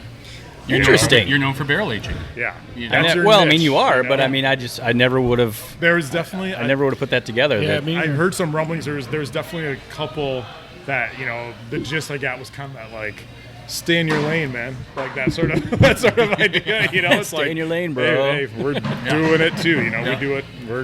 We have to stay engaged. We have to stay interesting. We have Of to course. stay up to date. yeah. And we Yeah. got I mean, we got a lot of batches of beer under our belt. You know, like we know a lot about what we do and how our systems work. You know, like that's pretty advantageous if you ask me. Oh, absolutely. You know, like so It would seem weird to me if you walked into a tap room like this and weren't able to find some sort of something trendy, like a tangerine IPA. Sure. Yeah. You know, Yeah. this place is awesome. I mean, it's got a really nice feel. So to walk into a place like this and all you have is a Pilsner and maybe a Brut Pilsner, which you have, I know, and then some barrel aged beers, it'd be like, yeah, it doesn't really or just a fit classic the traditional pale ale. Yeah. You know, I mean, Well, you also can't bring your non-craft beer friends over here. You know, you can't. You know, they want to see something. They're drinking. They want to get something. You know, yep. that's easier to introduce them to, so to speak. You know Yeah, what I mean? absolutely. Throwing them right into a 13% barrel aged beer, And a lot of them be like, "What the those, no. you know, yeah. from a business standpoint, those are the people we can't forget about. Right. You know, because we got to transition those people. You know, as ethanol consumption starts to decrease, you know, whether it's spirits, wine, or beer, as that consumption starts to decrease, we need to get people onto craft beer just to see growth in our entire industry. Yeah. If that starts happening, we just need to ramp up our game. I mean, we just pick up the slack. But this guy can do it. I know. mean, how do you transition those people? You put a Kolsch in front of them. Right. You know, a great, easy crew drinking, drive. fruity or crew drive. Yeah. Similar to what they're, the main beers they've been drinking forever. You know, I mean. That's the Bud thing Light about drinker. Well, Crew Drive isn't going to be that far from their realm. It just has much more flavor. gateway drug. So how do we transition these people over? You know, how do we take it away from the big boys?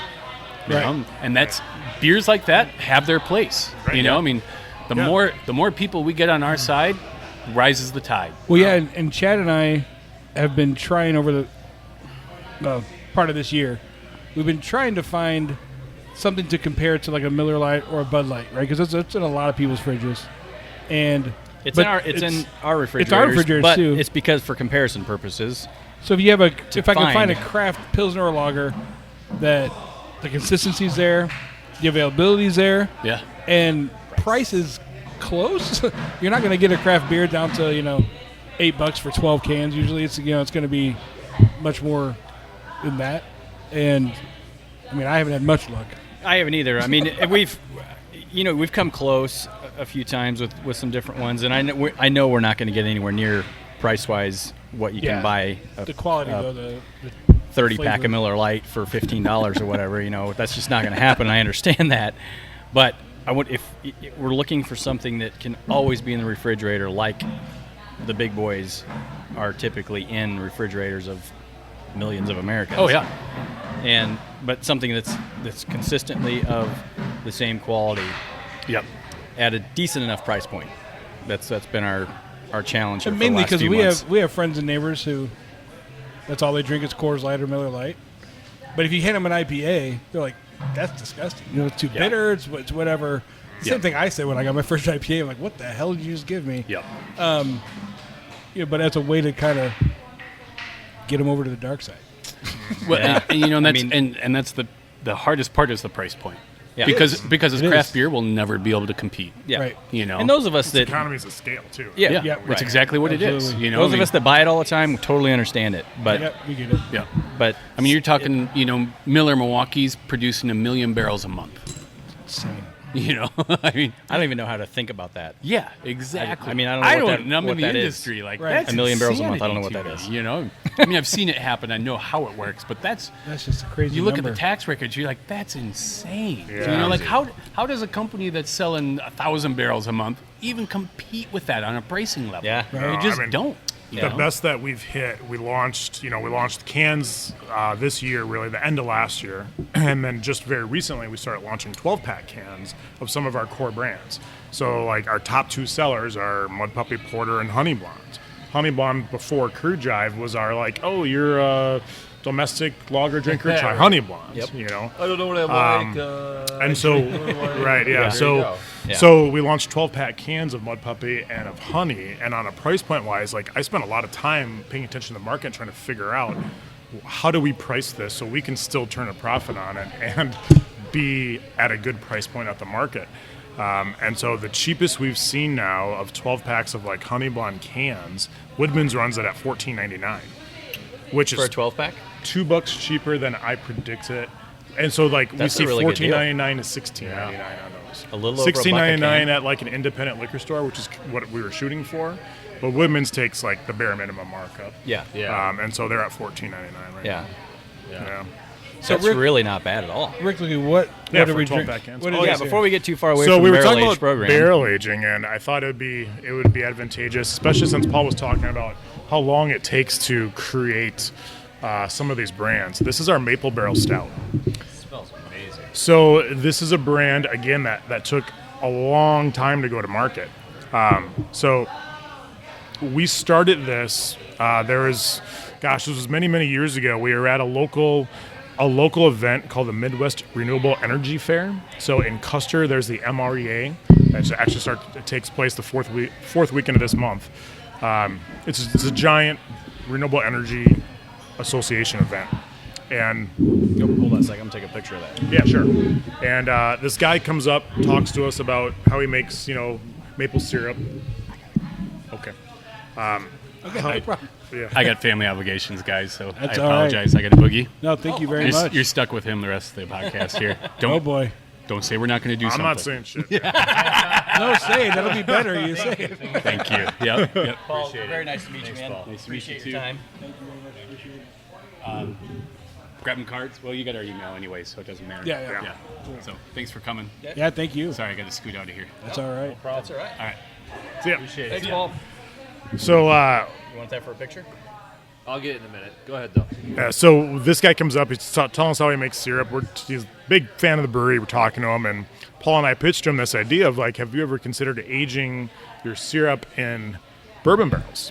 Because we have a shitload of bourbon barrels, that we could give you a bourbon barrel. You could age your syrup in it, and then you could sell this at a premium markup, Right. He had not considered it before, so we started trying it out. And it took a few years before we figured it out enough that we could release a product. This is only the second time we've done it over, that had to be 6 years ago. So So he takes them. he the takes them maple from syrup us. and So- ages it in the barrel. Is that what you're Right. doing? So we get the barrels in, freshly dumped. We give some of them to him. He ages the syrup for a year inside the barrels. This is B&E's trees. And then we get the barrels back after the syrup's been in it. We add some more syrup to the barrel and age a beer in it for a year. And so you pick up the maple notes, you get the sugar content, I you wanna get try the the syrup, fermentation. The syrup, dude, the syrup is freaking incredible. Is it? It is the greatest syrup you've love ever the had process. in your life. We have it here. I'll give you guys something to go home with. Thank you. Yeah. Oh, Thank you. pancakes are never going to be the same again. It's almost like a shame to put it on pancakes. I mean, it's delicious, I but might just drink it out of a shot glass. it makes a hell of an old fashioned. Ooh. Using- yes. Using that instead of Yes. sugar. Go-to booze. Oh man, Love. yeah. So Yes. this is one of our ticketed brewery only bottle things we do. This doesn't go to market, and it's like I wish there was a better way to do the bottle only releases, Right. Because the tickets are gone in That's literally a delicious. second. It's so good. But yeah, that's a solid brew. It's about 10.5% ABV, our highest calorie content beer we've ever produced. Anybody wants the high calorie side of things? After talking about what we talked about, this is I'll take it. 400 calories per love it. 12 ounces. So 400 per 12. yeah, buddy, no That's joking a around meal there. right Nice. there. Cheers to That's that. that's insane. Cheers. Cheers! Whoa! Delicious. Hey, watch it now. Now you're talking about you mentioned sustainability, right? Yeah. And I know you guys are big on that. Mm-hmm. So what? First, how did that come about? It's good beer.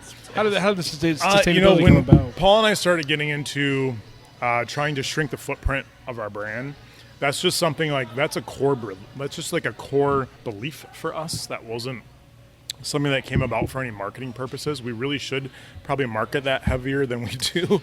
But when we built this building, But with this generation, like we were talking about the Z. yeah, right. You They're should, kinda but I big think on- it's it means a lot awesome more. that you don't, because a lot of people do something not just why so they we can did it. talk about Right, it. exactly. Yeah, it's it's not why not you why do we it. did it. Yeah. When we built this building, we knew we were going to want to add solar at some point, and we were going to start with solar hot water. So we put radiant floor heat throughout the entire building. So something you'll notice is you don't see HVAC in this place because all the heat in the wintertime comes from the floor.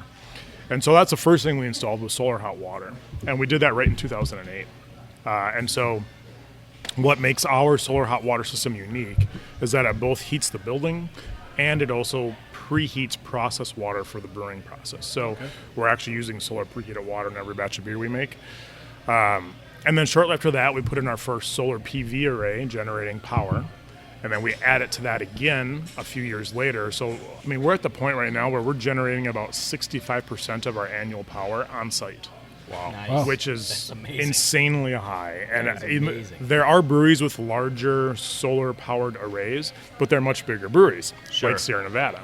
So if you, I mean, this is a play on words, but I'm going to ride this as long as possible. If you break it down on barrels of beer brewed to solar power generated, nobody comes close to Central Waters. Really? Because we produce so much Especially power nobody for the independent. barrelage. Especially nobody independent. Fuck yeah. Yeah. So, yeah, it's pretty cool. And so that's just like one aspect of it, though, because sustainability isn't just about green energy. It's about shrinking the overall footprint. So it's about where do you source your products from and what are they doing, and where does your product go and how does it get handled there.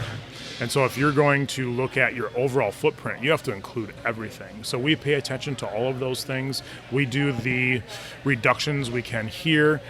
We choose ingredient suppliers that aren't always the cheapest option, but they're the best option to keep our footprint where we want it to keep it.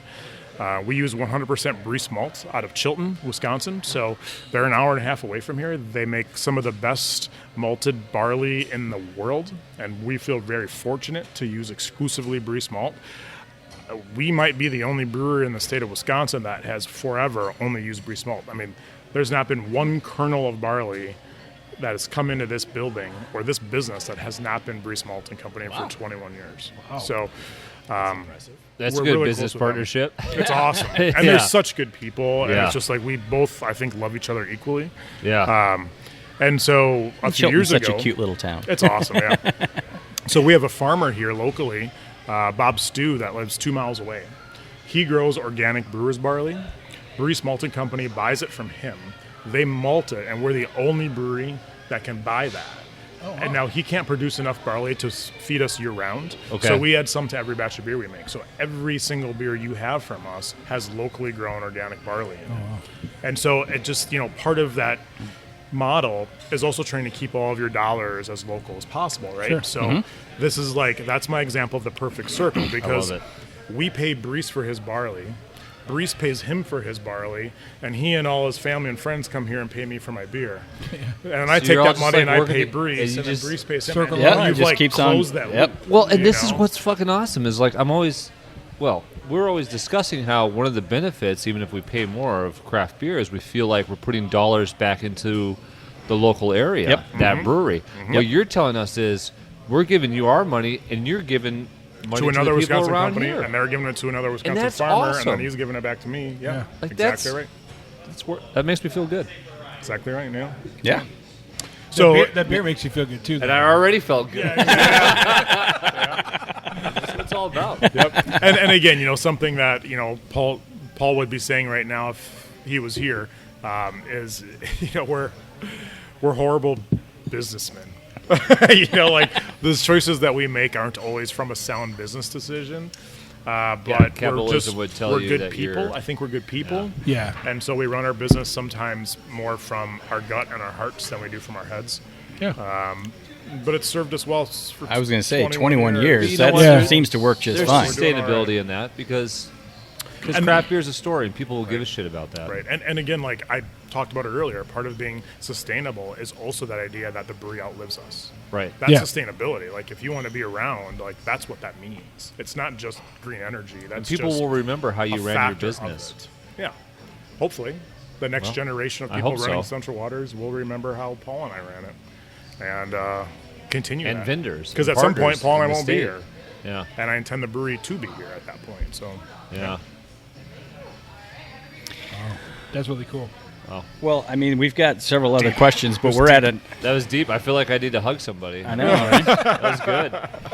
We are. Grab somebody from the bar. And have them. We're currently at an hour and a half. I don't know how much time you have. I mean, we've got a few other things we could ask you here, but it's totally up to you as far as time goes. Feel free to ask.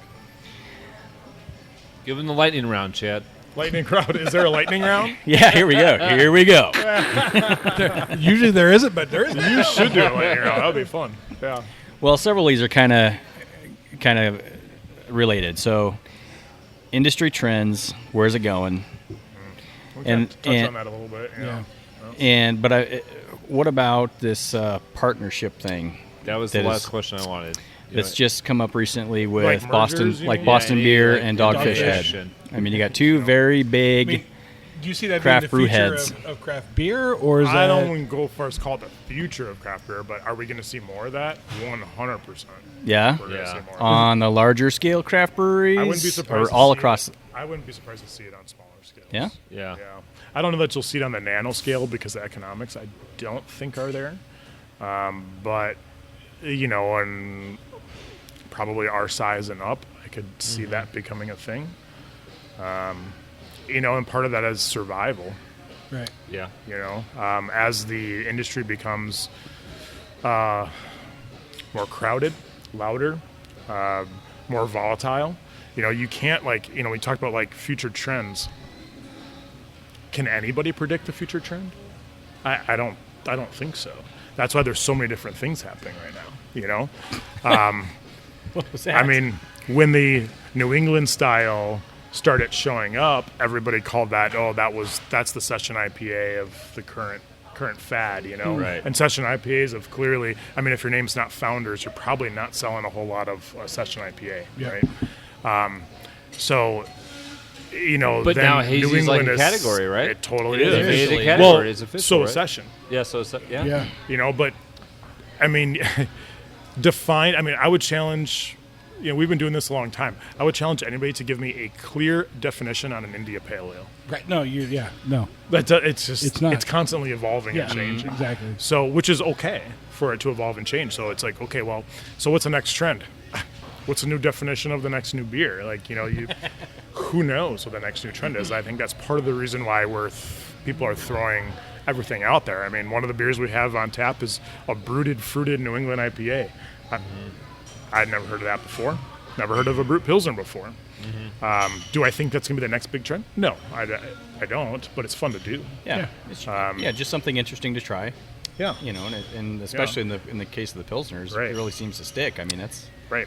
And if you good. think about where our newest trend came from, the New England style India Pale Ale, that came from breweries doing can-only releases on site. That didn't come from having success in the market.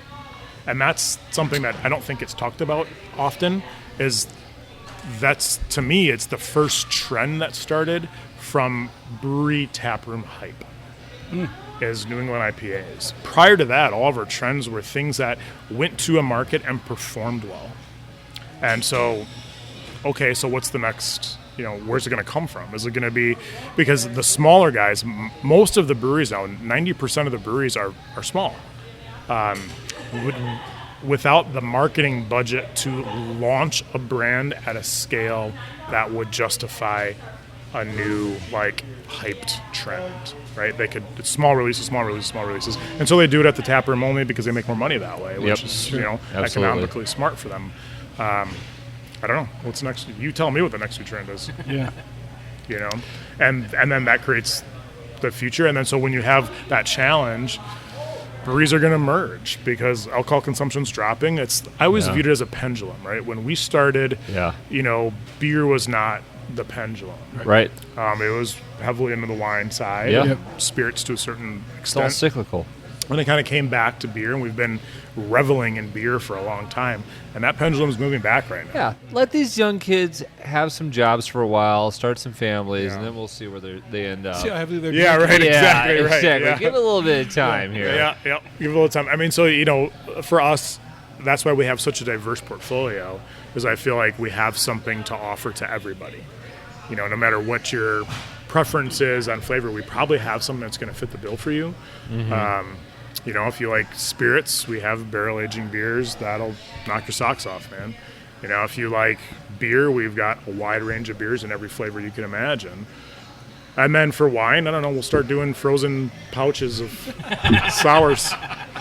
Sorry, I had to bring that full circle. Wine barrel Yeah. aging. I mean, that's We actually do wine. yeah. Oh yeah. Yep, we do. So we have a brand that we've released a couple of times that we called Rivière Coulee. It's a Belgian blonde aged in a red wine barrel. Ooh. It's fantastic. It's such a good beer. Can we get it? We have some aging right now. I don't have it in stock for you, but we do have some aging. We do have some aging. So, and that kind of brings in that realm. And so that's part of that, trying to be broad in the styles that you provide and the flavors that you provide so that you can capture all of the drinking audience, How many beers in 21 years? How many brands have you done? Do you know the number? 21 years, that's a long time. So, I I mean, don't know the number, but I'm going to tell you it's,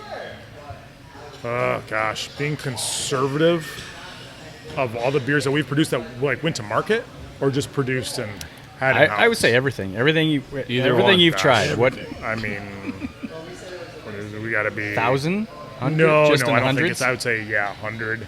If you think about that, like all the different one-offs we've done. Yeah. The rotation of seasonals, the rotation of barrel aging beers.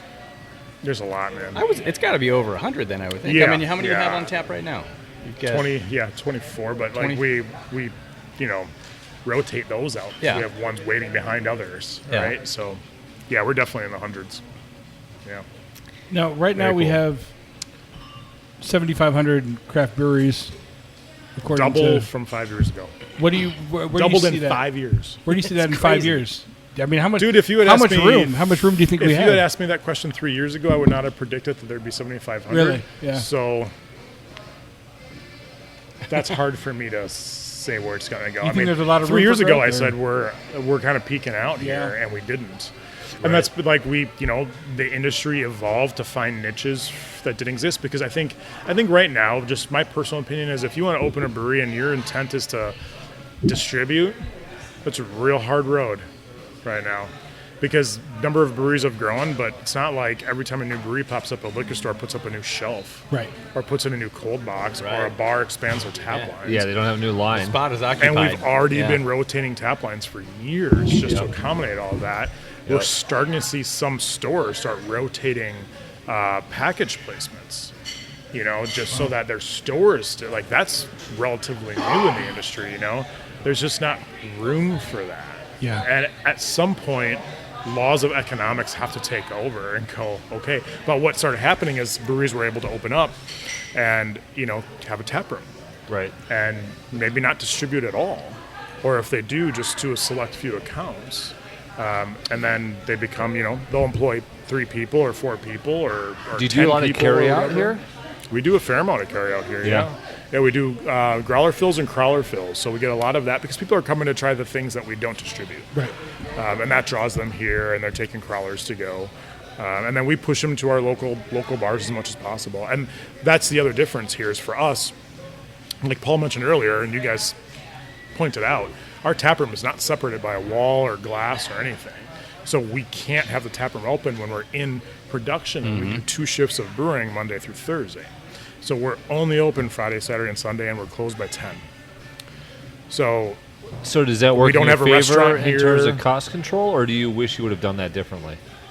I'm okay with where we're at right now. I think Yeah. the limiting hours, limited availability is what makes the tap room popular. It's the same strategy in beer. Yeah. If you can't Scarcity, get in, right? You can or only if there's get there on scarcity, certain days, You can yep. only get Yeah. here on certain times. We have a food truck that parks out here only in the summer and only on Fridays and Saturdays. Yeah. And then so people come here, get some food from a local, restaurant.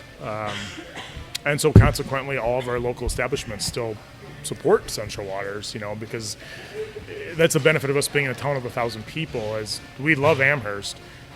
But just like, if we weren't here, how much traffic is coming into Amherst Right. and Right. going to the gas station Right. and the grocery store Yep. and visiting other bars. And Right. we're driving a lot of traffic in those places.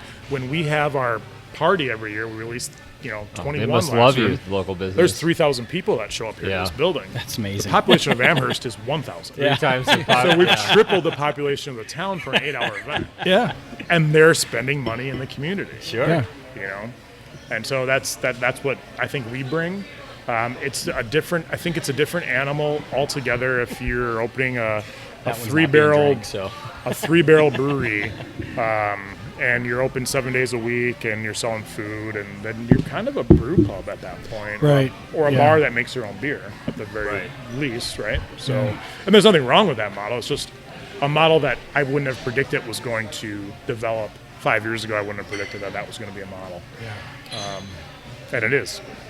Now, if you were to open a brewery today, so you haven't been doing this for this If I was long. going to do it. If you're going to open a brewery today, actually, I mean, let's do it differently. If I was going to open a brewery today, Yep. what advice would you give to me saying these are the top, few things? And you live in Illinois, right? Yeah, I'd open a recreational marijuana shop. exactly. Right? As of the news this week. That's real talk. yeah, right. Truth. Done. I think if I could do it all over again, I'd probably open a brew pub. So with the Just less restaurant- headaches, man. Don't have to deal with distribution. Yeah. Yeah. Don't have to deal with the politics of that. Just have a brew pub. And I think there's more brewers now that are okay with this level, but a lot of breweries, especially ones our size and larger, have fallen prey to, and this is just my opinion, is they're always chasing volume. And at some point you have to find a way in every business, and especially this one, to go, this is our volume level, and this is okay. Let's find a way to make a profit at the volume level that we're at, because it's not about being bigger. Yeah. And some people get lost in that bigger. Right. Especially here in this state, which you guys have seen, I'm sure, is people chase spotted cow. Yeah. And when people are chasing spotted cow, like that is a fool's errand. I mean, it's just that's never going to happen. Yeah. I don't think that's going to happen again anywhere in this country ever again. It is an enigma. Absolutely. Well, It's never going to happen. What did they do? What did they do right? I mean, why do you Right place, right time, right brand. I think it's timing more than anything. I mean, the right time. You think about this. Spotted Cow has a larger distribution footprint than either Miller or Budweiser in this state. Yeah. Meaning you're more likely to find Spotted Cow than Miller or Bud. That's crazy. Because you state, have yep. bars that don't sell one or the other, Miller or Bud. Yep. But they Miller, all sell we talked about Spotted that Cow. earlier, right? But everybody has Spotted Cow. Yeah. In a bottle or a draft, they've got it. You know? I mean, it's almost a challenge now to go to a place and not find Spotted Cow. Yeah. I mean, it's ridiculous. It's freaking everywhere. And I mean, good for them. Like, New Glarus is a fantastic brewery. And so, that's who we look at. And we're like, oh, look at that. But for me to go out there and say, we're going to be the next Spotted Cow, that's crazy talk, man. I'm going to do that shit. Like, that's not going to happen again. Right. And so if you're going to open a brewery and be a production brewery, you have to understand that you're not going to hit that scale. It's probably not going to be there. So your business plan's got to find a way to go smaller volumes and profit, and that's not easy to do. As a 21-year-old brewery, are you still dealing with politics in the distribution chain? Hell yeah. Oh, man. yeah. Are you? Every day. All the time? Every day. Third day. That's crazy that Every day. a brewery this old would still have to deal with the typical bullshit that the new guys have to deal with and getting your product out. Constantly. Man, Constantly. crazy. Yeah. Yep. Now That's you part guys, of what I do. Like, half of my job is a firefighter. You Yeah. know, I go around and I put out fires. Somebody's Yeah. pissed off about something, and I go help smooth it over, explain our position, or I don't know, whatever it needs. I do a lot of that in my job. I know how you feel. Yeah. Yeah. I always tell people, though, you can't fix stupid. You can only do so much. Yep. None of my retailers are stupid. They're all the best people in the world. I love them all dearly. But I mean, that's something that we talked about earlier. We've been very, very fortunate with, is because something that I've done is, rather than we've got two awesome sales guys. One works in Milwaukee, one works in Madison. Those guys rock it down there. But locally, we haven't hired a rep. It's me. So it's still the owner of Central Waters is still showing up to the liquor stores, to the bars, Right. talking to the owners about new brands, explaining things, attending the events when there's like an event, a tapping event. I'm very likely to show up, and so that's just, it's a different, more personal feel, which I don't think you see very often from brands that are a couple decades old. Yeah. And it keeps us engaged, frankly. Cool. I think your geographic location coming off the highway is really neat too, because it's like Yeah. you come off the highway and the first thing you see is this giant field of solar panels. Yeah, Yep. right. It's Yep. like, oh, what is that? Well, it's a brewery. So, couple of silos. Yeah. Yeah. Yeah. Yep. No, that's neat. I mean, for a town this size, it's kind of a neat thing to Well, see coming off the highway. Yeah, when we moved from Junction City, we were looking at a few different markets. We looked at Rapids and Marshfield and Stevens Point, and we were very fortunate that our banker is the International Bank of Amherst. That is the name of the bank. It's been family owned since the 1800s. I'm not laughing at the bank. And, it's just an it's ironic name. hilarious that it's the International Bank. I think that's part of the reason they've kept it is because it is so funny. It's in a ton of 1,000 people. And Butch, who's the president of the bank, is a fantastic guy. We wouldn't be here without him. And he helped us a lot along the way. Well, my favorite story about that is when we moved here, when people ask that question of why Amherst, like you could have moved to at least Stevens Point, a town of 25,000 people and had just a bigger population base for your tap room and all that stuff. Yep. Well, when we moved here, within the first month or two, we went to the local grocery store. I was standing in line. There's a little grocer in town. And nobody knew who I was, and I'm standing in line, and the people in front of me were talking about Central Waters moving to Amherst, which was cool. But the way they were talking about it, they were saying, "Hey, did you hear our brewery is moving to town?" They're using that possessive, not like That's awesome. our brewery is moving to Amherst. They already viewed Central Waters as their brewery, Right. and now we're moving to. And it was like, that's so freaking awesome. Like we chose the right town to move to, and the village of Amherst supports us wholeheartedly, So they see the value to us, we see the value to them. It's great. That's Great awesome. partnership. Yeah. Very cool. Then puts a real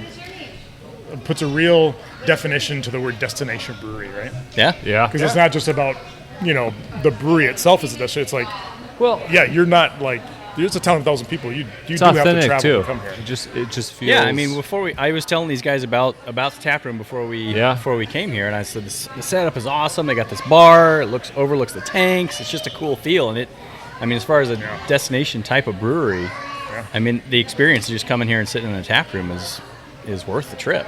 Good. So Good. I'm glad you guys Absolutely. came. Yeah. It's Yeah. awesome. It's been Yeah. great.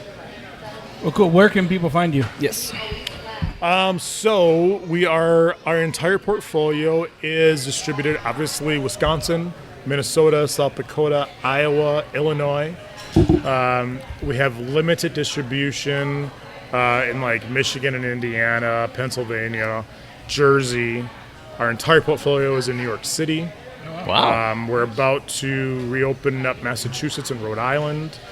And then we started exporting a little over a year ago. So we're across Europe and Russia, actually. Wow. So, yeah. that's awesome. Yeah. Well, I was how's wondering that earlier going? when you were talking about That's pretty Germany, fun. like Yeah. how Are much you international? international? Are you It's not a guys lot doing? of volume. It's kind Yeah. of just more like we found an exporter that wanted to take the brand there. And so like Brewdog is taking our brand and taking it to all their pubs. Okay. We've got distribution in the Netherlands, Belgium, some in Germany, Russia, like I had mentioned. What are some of the more popular of yours that sell good over there? It's almost exclusively barrel aging, Okay. but we have started sending over some of these New England IPAs. Russia actually doesn't want any of the crazy stuff there. They're taking like Honey Blonde and Mud Puppy, and they're looking for the more core brands. That's a Traditional much stuff. harder country to get into. There's a lot of paperwork that goes into going into Russia, which is a little bit crazy of an experience. Do you deal with that? Is that like I do. you I do all of deal that. with that? Yeah. Yep. I do all of like the federal tax work and export tax work and all that stuff. Is it I'm on easier to get into Russia or Texas? You know what's funny about that? Russia. Russia. and that's true for any state in the country, and it's different. It's not why you'd think. It's not because of the paperwork. There is a shitload of paperwork to go into Russia, which my exporter dealt with mostly, and that's brew export out of Michigan. But it's that I go to Europe, and people like importers are like, yeah, we'd love to bring in some Central Waters. That's not a lot of volume, but yeah, we'd love to bring it in. You go to any other state in this country, they're like, no, we're good, man. I got all these other craft breweries. Doesn't matter what you have. Like, They don't. I've gone to wholesalers before, like a few years ago, and I was like, hey, I just want to sell you barrel-aged product. So Yeah. like every 3 months, take a few pallets of, Yeah. we've got this reputation behind us. What do you think about that? They're like, nah, we're good. Like, Wow. okay, I Jeez. wasn't expecting that answer. Just shut you Right. down right away. Because they're just, I mean, if you think about that, and, for me, having wholesalers in my home state, when my wholesaler tells an out-of-state brewer no, I'm thankful for that. Right. Yeah. You know, I'm like, that's what needs Yeah. to start happening, frankly. So I understand. It's not about like, I don't think I can sell your product. It's that I got you. if I bring in your product, then it's less attention I'm going to be able to give to the On ones I already somebody have in else's. my house. Yeah. And that's a respectable answer, Interesting. you know? Yeah. Yeah. So Wow. Sweet. Very good. Well, thanks, man, for taking the time. We really thank you appreciate guys. it. I'm glad you guys came up. No, Yeah. this is awesome. This is awesome. And Thanks for that getting me out of painting. that beer was The maple stout, damn good. God, that's so good. solid beer, yeah. So good. So Fantastic. We're the three best friends that anyone could have. We're the three best friends that anyone can have. And we're always gonna hang out.